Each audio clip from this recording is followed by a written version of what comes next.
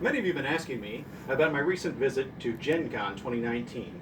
So, in order to address everybody at once, let me introduce you to my Gen Con 2019 recap.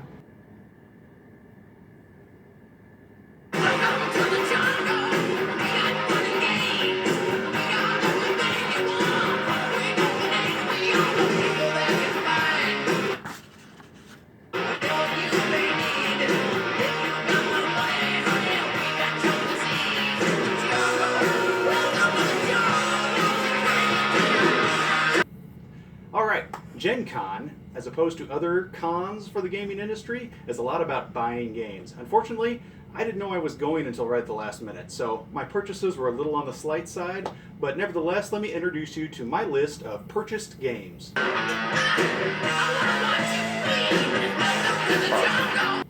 Alright, unbeknownst to some of you maybe, there's a auction that goes on at Gen Con, which is a great way to pick up some cheap games, and I took advantage of that. First of all, my first pickup was 13 Days. It's called the Cuban Missile Crisis 1962. A little before my time, but from what I hear, it was a pretty tense time between Khrushchev and JFK. The cool thing is you can be either Khrushchev or JFK in a little mano-a-mano face-off.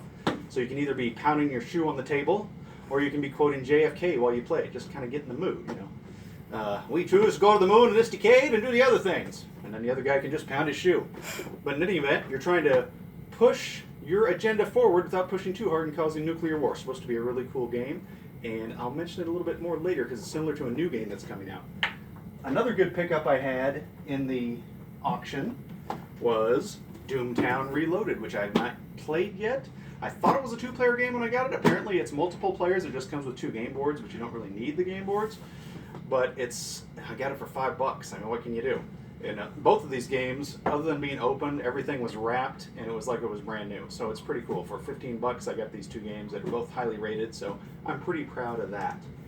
That's enough for the auction. Now for some cool new games I picked up. This one's not like brand new, not like just came out at Gen Con or anything, but Raccoon Tycoon, I picked it up for $30, and I thought that was a great deal.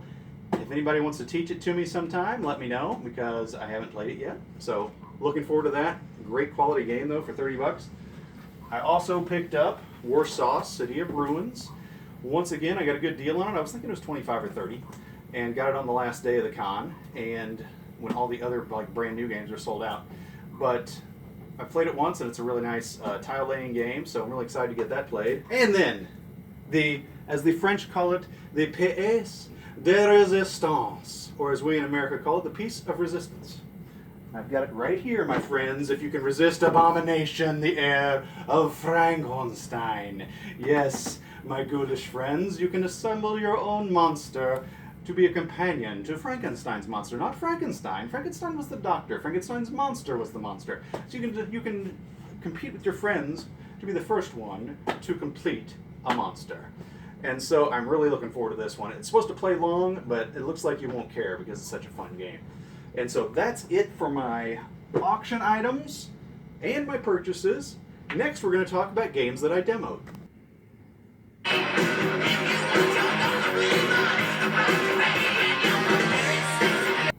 All right, and we're back. One of the really cool things to do with these cons, I've found out, this is my first big con, but is to demo games that aren't out yet, or are coming out soon, or maybe just came out.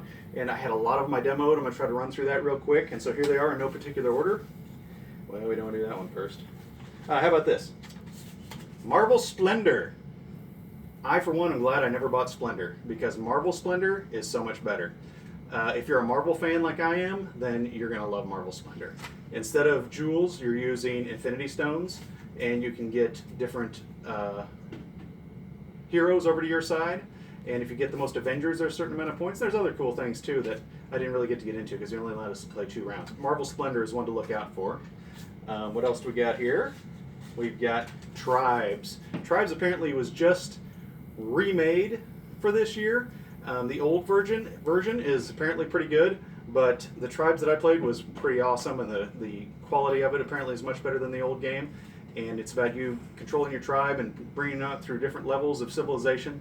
And at the end, you see who has the most points. Ironically, you see who has the most points wins the game. But Tribes, a really good one. Ooh, Epoch. Has anybody's played Epoch? Let me know because I could not stand this game. Apparently, it came out in 2018. I couldn't play one round of it without about losing my mind. If you've probably played 1,000 games like it that aren't nearly as fiddly or nearly as annoying, but look out for Epoch in a very bad way, epically bad way, ironically enough. Watergate, one of the hot new games out. 2-player Watergate. I didn't look, but I think it has to be by the same people that made my 13 Days game. Because what you are is one person is Nixon, and the other person is the two reporters that were trying to get Nixon. Were they Siskel and Ebert? Johnson and Johnson? Something. Whatever the names are. But it's Nixon versus those guys. And Nixon is trying to redact evidence. They're trying to line up evidence. Nixon is trying to get people on his side, and then the reporters, Bert and Ernie, are trying to get them over to their side and really go after Nixon. They're trying to connect everything. And so whether you're playing as Nixon or whether you're playing as Siskel and Ebert or Sonny and Cher, whatever the names are, then you're going to love Watergate. It was a blast. We played about half of it, and you couldn't help getting in the theme. It was a really good game. Highly recommend Watergate. A sleeper, the Mansky Caper. Looks like just a throwaway little family game, but it's really a cool push your luck type of a game where you're invading this guy's mansion and breaking into safes, and there's a bomb in every safe, and you're kind of staring each other down. Who's going to leave the room first and leave this money here for the other guy to take, and who's going to take what he has and be safe with what he has? It actually was a lot deeper than I thought it would be. It's a family game still, but it's a lot more fun than it looks like at first glance. So Mansky Caper is a good one. I'm going to try to get through the rest of these pretty quickly because we're running out of time. My producer's telling me. Dead Man's Cabal. Very strange game. If you are put off by any kind of little mentioning of the occult or any symbology, stay away from Dead Man's Cabal. It's gonna really give you the willies. But basically, you're raising people from the dead to have fun with and party with, and it uses little skulls and bones and whatnot. And it's got a different kind of mechanic than I've ever seen in any other game, where there's a common action every turn, so you have to decide what action everybody can take along with what action just you're taking. And that was like the coolest part of Dead Man's Cabal. Not one I would play own, but I would play it again. It's really fun. Oh, here we go. This one was confusing.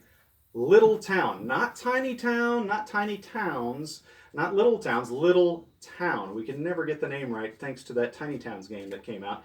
And Little Town is one of those that sounds like a game that you've played a million times because you're doing resource management and you're building buildings and blah, blah, blah. Are you kidding me? How many times have I done this?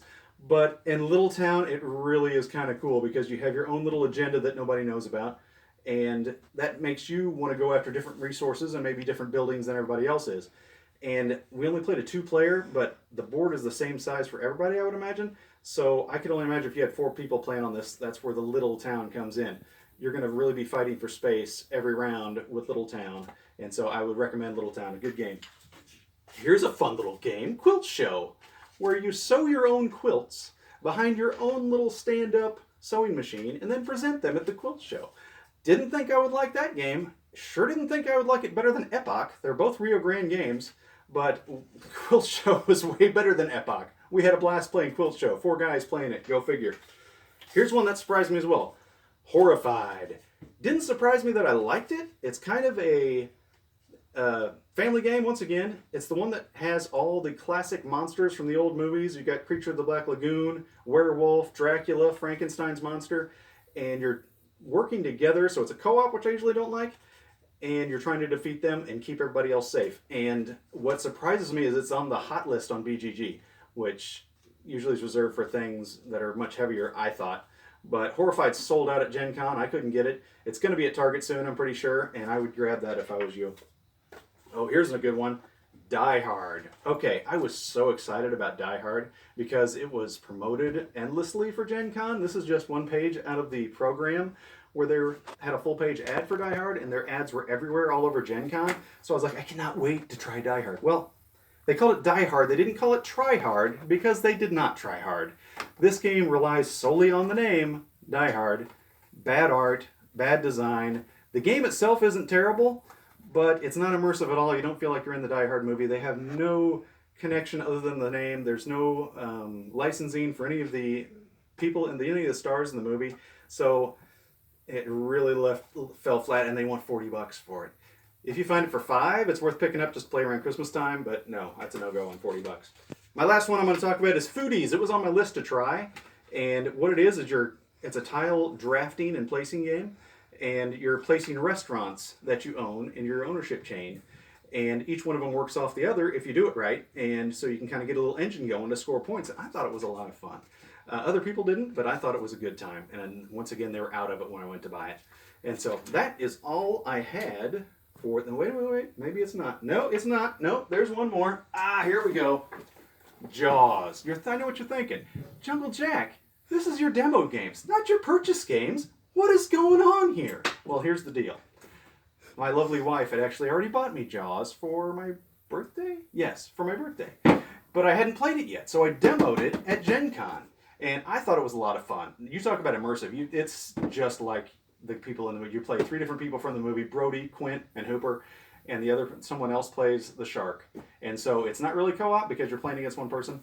And I liked it a lot. I think it's a lot of fun. But that is it for my demo games. Now we'll have some last minute thoughts from Jungle Jack and some advice. Yeah.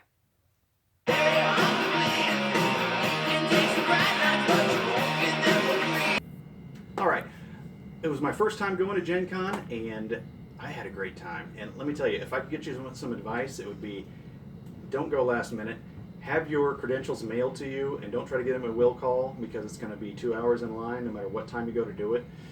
And also, if you're going to go one day, don't have it be Saturday or Sunday. It's too busy, and they're running out of stuff that they have. We had people giving away free things that were out, people that were selling things that were out. It's cheaper to go on Sunday, but you don't even get 10% of it, of what there is at the Gen Con. And speaking of that, let me just say how huge it is. The convention hall's probably twice the size of Bartle Hall, and it's connected to the stadium where you can go in there. It's connected to the Marriott. You can go in there. It's insane, and it's going 24 hours a day except for just the main selling area. So if you can ever go, please do. It's great. It's a great time. That's all I've got. We're wrapping up the wrap up, and thank you for watching. And stay tuned. They tell me there's going to be some outtakes after the credits.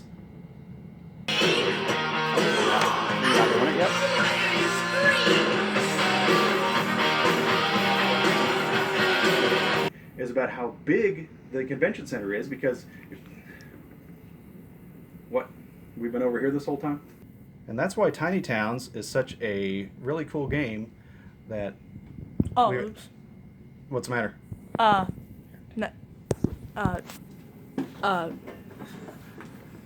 What? None. Have you been filming yourself the whole time? Maybe. Okay, go ahead. So this is where we're gonna do it then? Yeah. Oh!